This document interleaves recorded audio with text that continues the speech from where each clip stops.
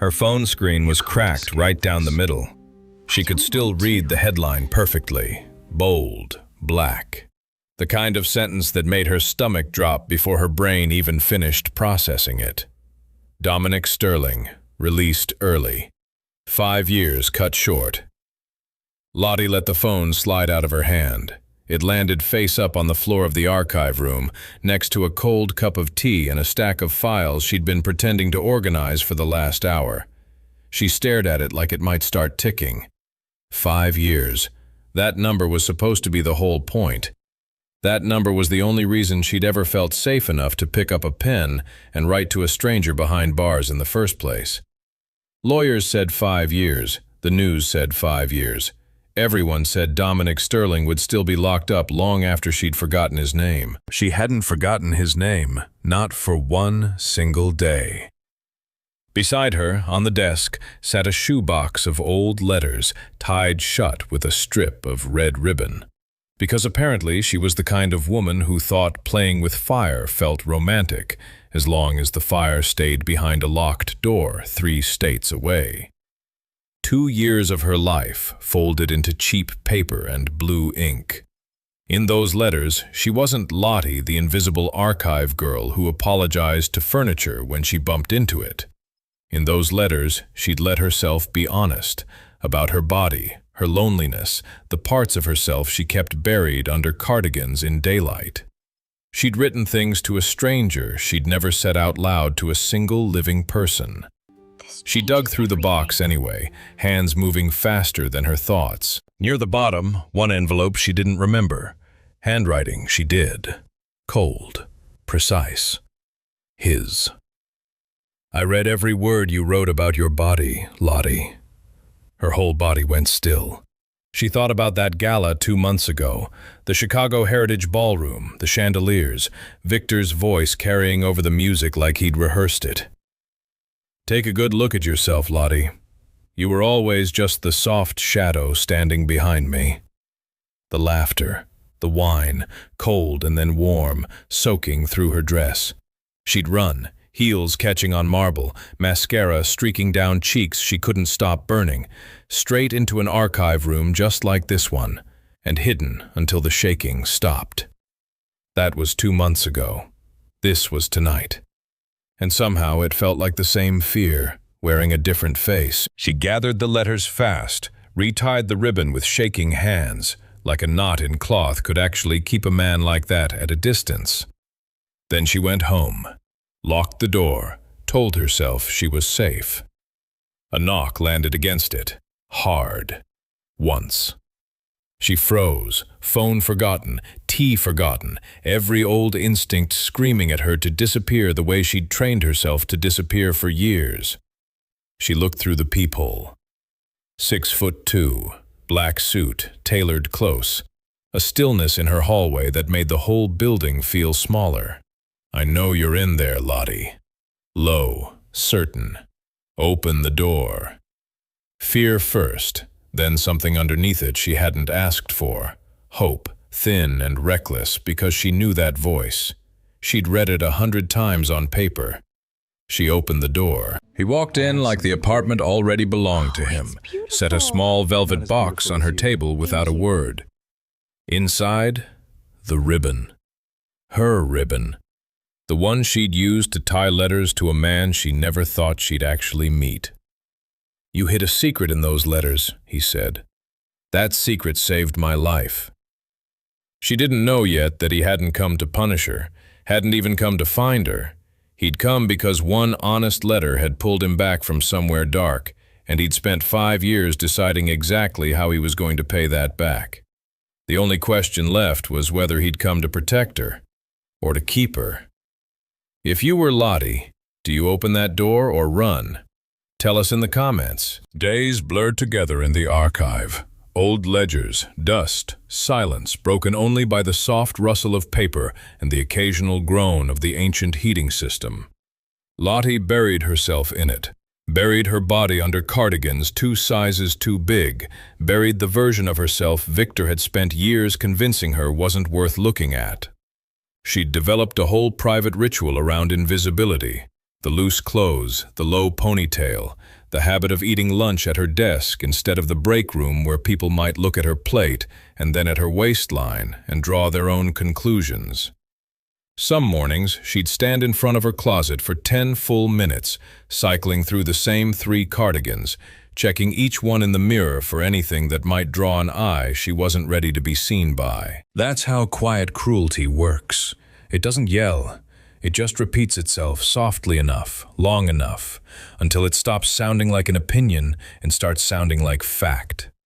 Until you find yourself agreeing with an insult nobody even needs to say out loud anymore, because you've already said it to yourself 1,000 times in the mirror. Dominic came back 3 days later. Private investor, he said, interested in old family property records. He moved like a man used to rooms going quiet when he entered. Broad shoulders, gray eyes, all control. The kind of stillness that made the archive's ancient air conditioning feel suddenly too loud in the silence he left behind him. But when he looked at Lottie, something else slipped through. Restraint. And underneath it, hunger he didn't bother hiding well. She handed him an old Sterling ledger, careful with the brittle pages the way she was careful with everything fragile, including herself. He didn't look at the page. He looked at her, long enough that she had to fight the urge to fold her arms across her chest, to shrink herself smaller under the weight of his attention, the way she'd learned to do her whole life. You notice things other people walk right past. Nobody had called her sharp in years. The compliment landed somewhere she hadn't expected, somewhere underneath the parts of her that had grown thick calluses against Victor's kind of attention.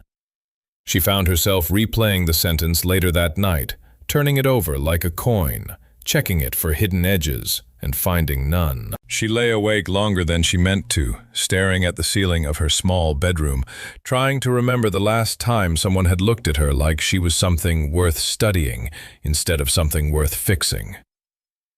Minute 5. A small note she'd made in the margin. A discrepancy, nothing big, matched a code Dominic had scratched into his cell wall during his sentence. His whole expression shifted, the practiced calm cracking just slightly, just enough for her to see something raw underneath it. You might be exactly what I've been looking for. He asked her to coffee. She said yes before she could talk herself out of it, and then spent the rest of the afternoon regretting the impulse, cataloging every possible way the outing could go wrong, rehearsing excuses to cancel that she never actually sent. She changed her outfit 3 times before settling on the same cardigan she always wore, angry at herself for caring so much what a dangerous stranger thought of her. Second meeting. He noticed she'd skipped lunch. That old reflex, making herself smaller than she was, shrinking her appetite the way she'd learned to shrink everything else about herself in public. He didn't comment, just ordered enough for 2, slid half across the table without ceremony, like it wasn't a gesture at all, like it was simply how the world was supposed to work. In my world, he said, real curves are the rarest thing there is. Her face went hot, the warmth spreading down her neck and into her collarbone. Terror and something else tangled together, impossible to separate, the particular vertigo of being wanted by someone whose wanting felt dangerous in every sense of the word. Real attention can feel more dangerous than being ignored, because it asks you to consider the possibility that everything you believed about your own worth might have been wrong the whole time.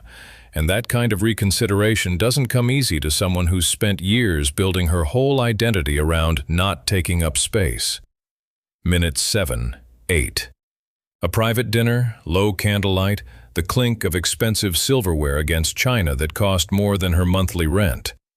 Marcus Hale, Dominic's second, pulled her aside near the coat check, his broad frame blocking her from view of the main room, and pressed something small and pearl-inlaid into her palm.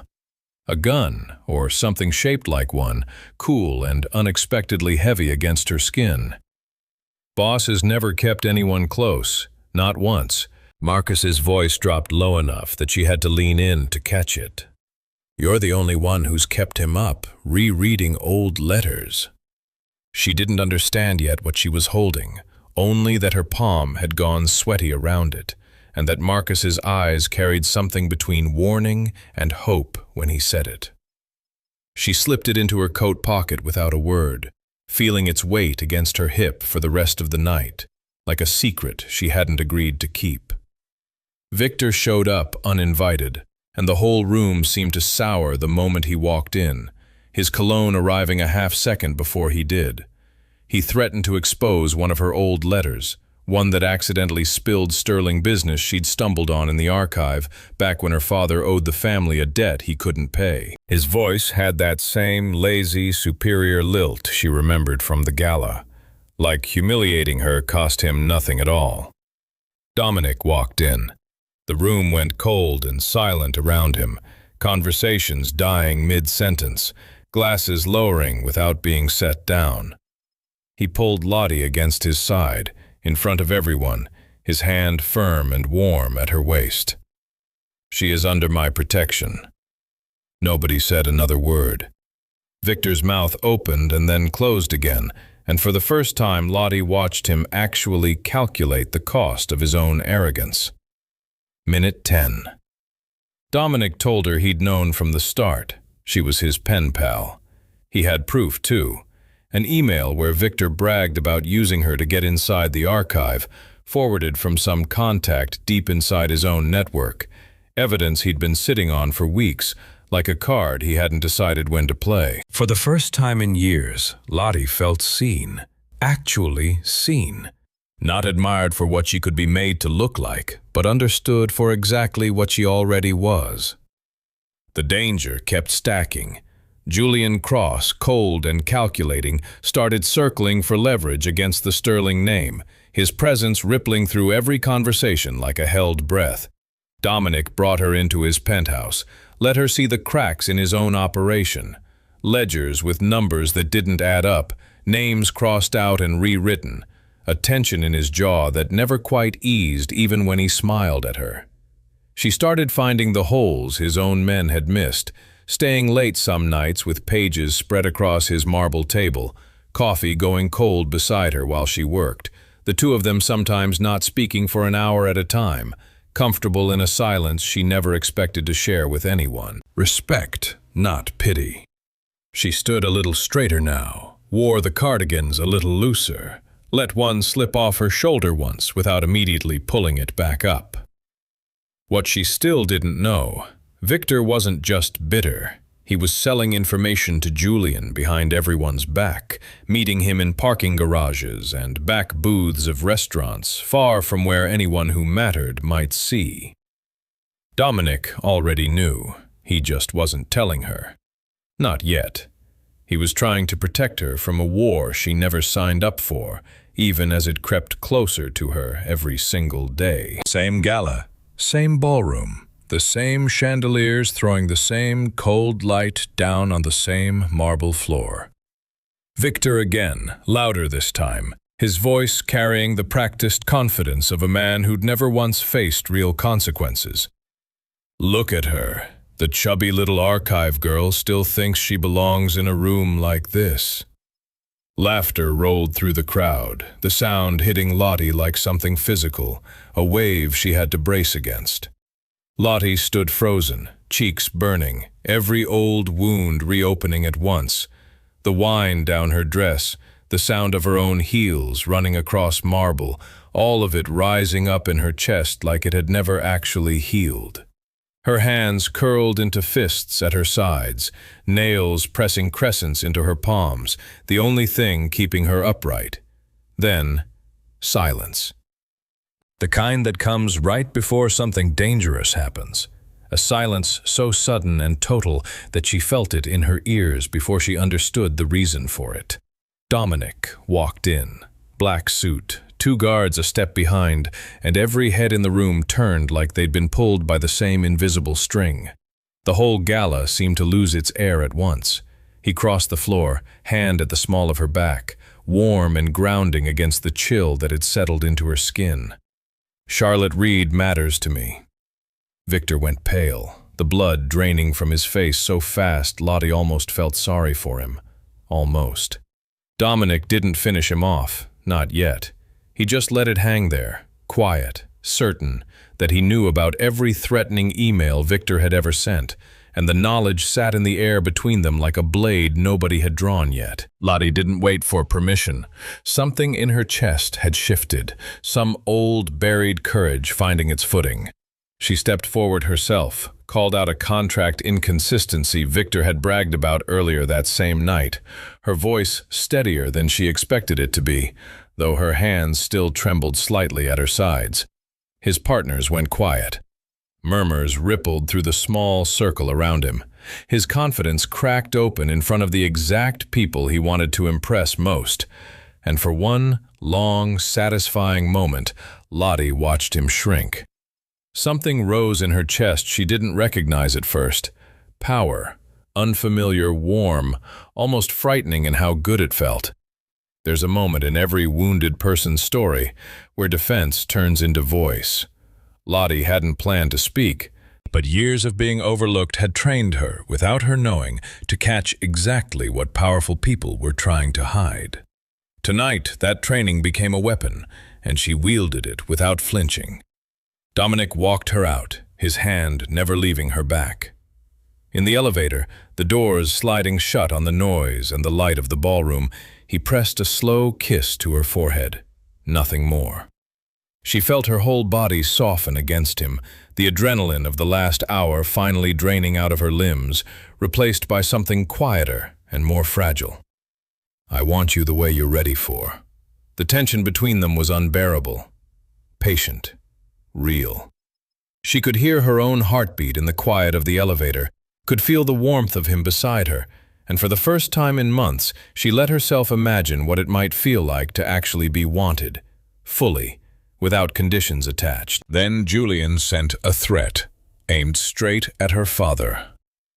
The message arrived on Dominic's phone while they stood together at the penthouse window, and she watched his whole body change.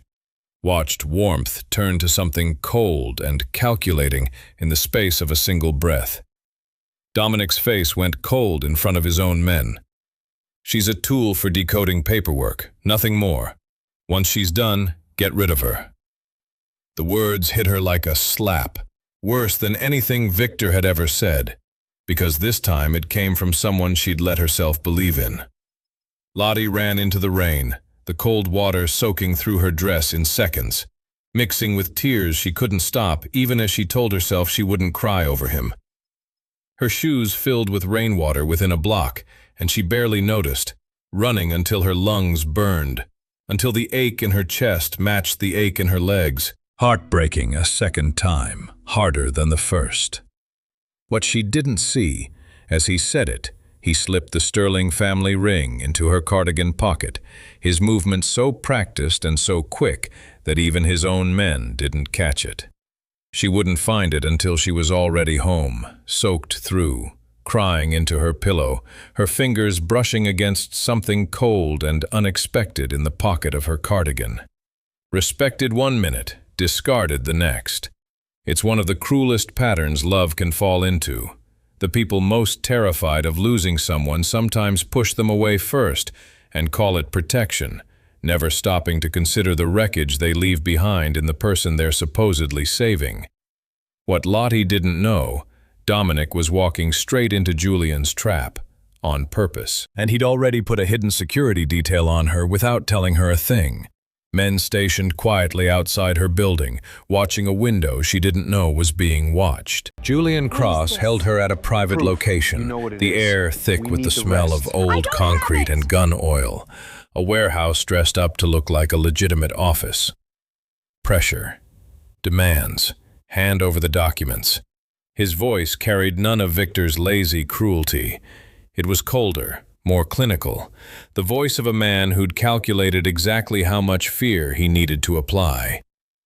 Lottie's wrists ached from the zip tie binding them, and she focused on the pain, small and specific, to keep the larger fear from swallowing her whole. A single bare bulb hung overhead, swaying slightly whenever a truck passed on the road outside, throwing shadows that lengthened and shrank across Julian's face like something alive. She counted the sway of the light to keep her breathing steady. 1, 2, 3. An old trick from childhood, the same trick she used to survive her parents' worst arguments. She was surprised, distantly, that her body still remembered how to do this, how to make itself small and quiet and watchful while something dangerous happened around her. In the tension of that room, she saw something she wasn't supposed to see. Proof Victor had been selling Sterling's secrets for months. A folder left carelessly open on a nearby table, dates and figures she recognized instantly from her own archive work. Her mind, even through the fear, did the thing it had always done best. It cataloged, filed, cross-referenced. She recognized one figure from a shipping manifest she'd flagged for Dominic 3 weeks earlier, and something cold and clear cut through the panic. This wasn't just betrayal. This was a paper trail, and she was standing in the middle of it. Quietly, her heart hammering so loud she was sure they could hear it, she found the switch on the little pearl-inlaid device Marcus had given her weeks back. A recorder, a transmitter. Her thumb found the hidden catch almost by instinct, muscle memory built from nights spent studying its shape under her pillow. Her hands were shaking so badly she almost missed it the first time, and for one agonizing second she thought she'd triggered nothing at all, that her one chance had slipped uselessly past her fingers. While Victor and Julian gloated over her, certain they'd already won, every word streamed straight to the Sterling conference room, where Dominic was waiting, pacing, his phone gripped so tight the case had cracked. He'd been standing at that same spot for 11 minutes by then, refusing every offer from his men to sit, refusing to look away from the silent screen, until the audio finally crackled to life and Julian's voice filled the room. Something in his chest had gone rigid with dread in those 11 minutes, the particular helplessness of loving someone you cannot currently protect. Fear does strange things to people. For some, it shuts every door at once. For others, the ones who've already survived being dismissed, it sharpens everything. Lottie didn't freeze. She'd already learned what it felt like to be underestimated and come out the other side, and that old wound, strangely, became the thing that steadied her hands. Victor panicked, stammering excuses nobody believed, his voice cracking in a way that would have satisfied Lottie deeply if she'd had the time to enjoy it.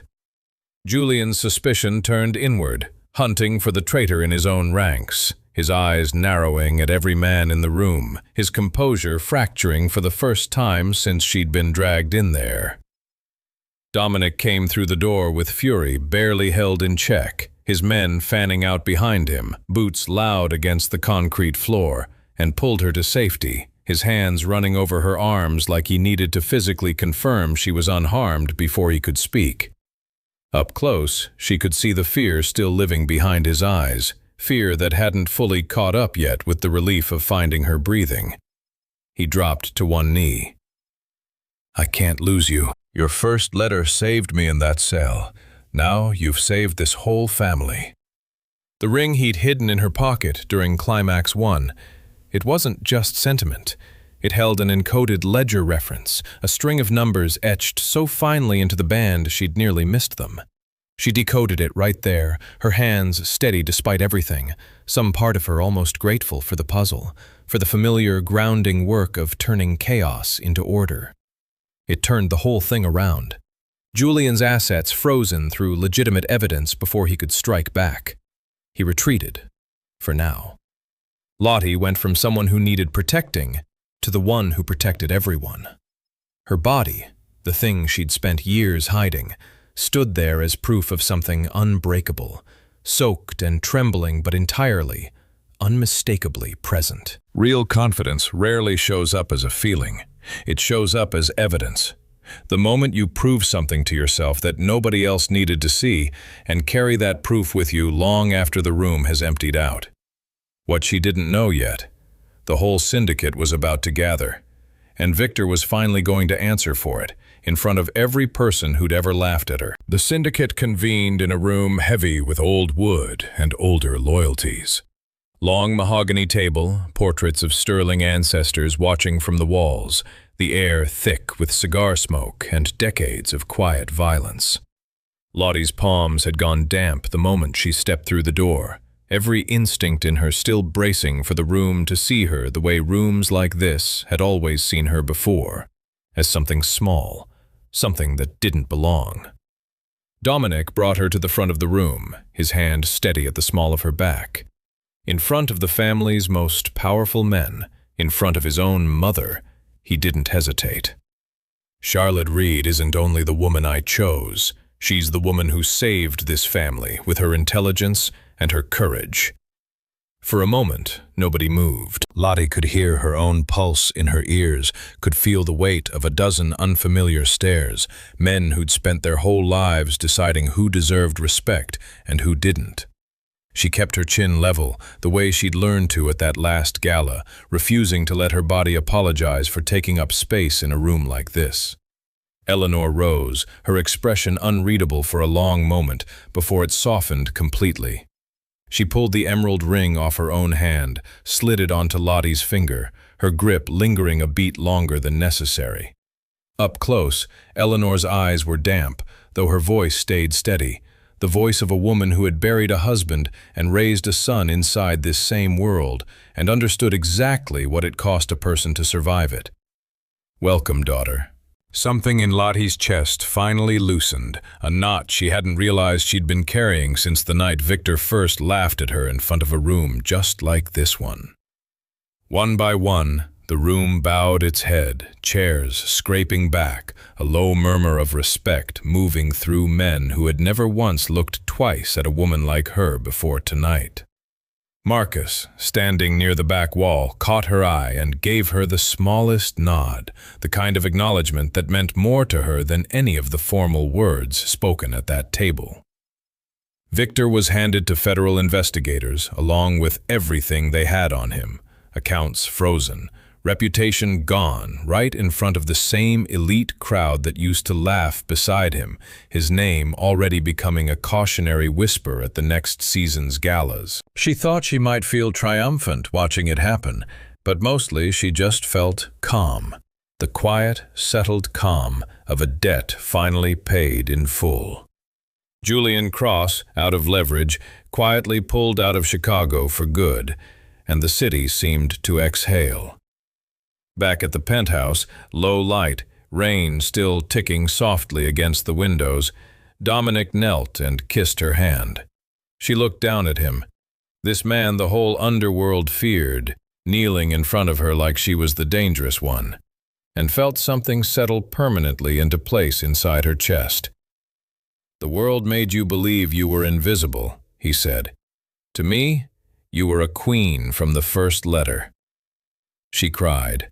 Not from pain this time, from finally belonging to herself. From a relief so deep it felt like setting down something she'd been carrying since childhood, some old heavy weight she hadn't realized she was still hauling around until the exact moment it lifted. Their romance settled into something steadier. He started asking her opinion before every major decision, pulling out chairs at the head of the table instead of beside it, deferring to the sharp, careful mind that had once been dismissed as nothing more than a librarian's quiet habit. "We do this together," she told him, and her voice didn't shake. He handed her a new leather journal, tied with fresh red ribbon, the leather still stiff and new under her fingers, the ribbon a soft, deliberate echo of everything that had brought them here. "From now on, you write to me every day about the future we're building." She'd gone from a woman hiding under oversized cardigans to a woman fully her own, respected, protected, chosen. But healing isn't one night, it's the 6 months that come after. 6 months later. Lottie walked through the archive in a fitted red velvet dress, not hiding a single curve, her heels clicking confidently against the same marble floor she used to cross with her head down. The dress was the exact shade of the wine that had once ruined her favorite gown, and she'd chosen it on purpose.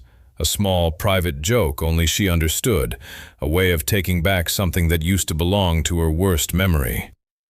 Dominic stood in the doorway, watching the woman who'd rewritten the rest of his life, a smile pulling at the corner of his mouth that his men rarely got to see.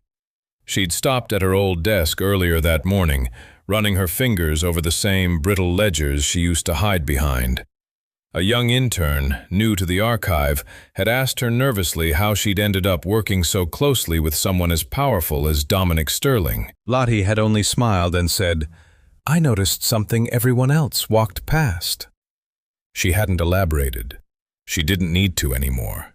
Being understood by a stranger was no longer the rare thing in her life it once was.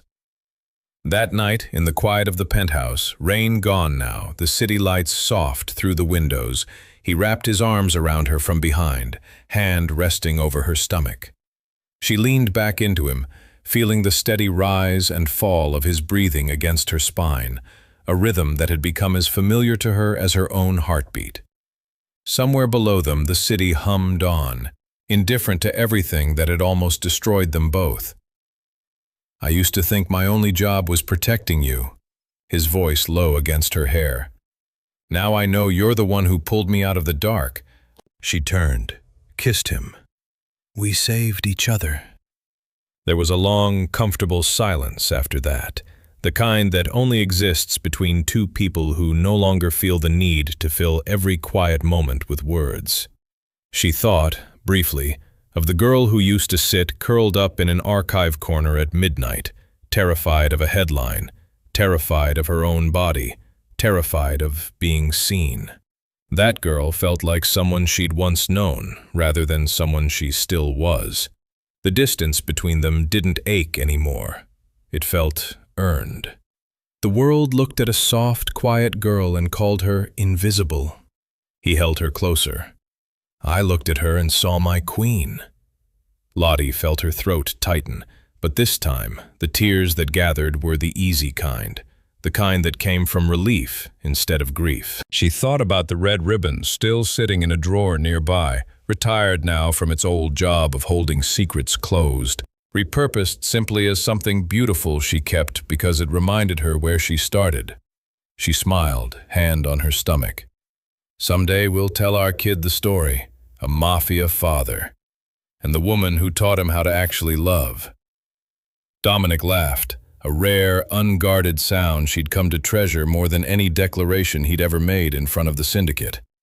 He pressed his lips to her temple, and for a long moment neither of them said anything else, content just to stand there in the glow of a life neither of them had been sure they deserved. He held her, the past finally quiet, the future entirely theirs. This story reminds us that true worth is never decided by cruel people. Quiet women carry the most dangerous kind of strength, the kind that waits, watches, and rises the second it's needed. Love without respect was never love. Dignity, carried long enough, becomes its own kind of power. And sometimes, the person everyone overlooks is the one who ends up changing everything. If you've ever been underestimated because of how you look, drop it in the comments. My body, my throne. Someone who really loves you will see the crown you didn't know you were wearing. Like this one, share it with someone who needs it, and stick around for more of Lottie and Dominic's story.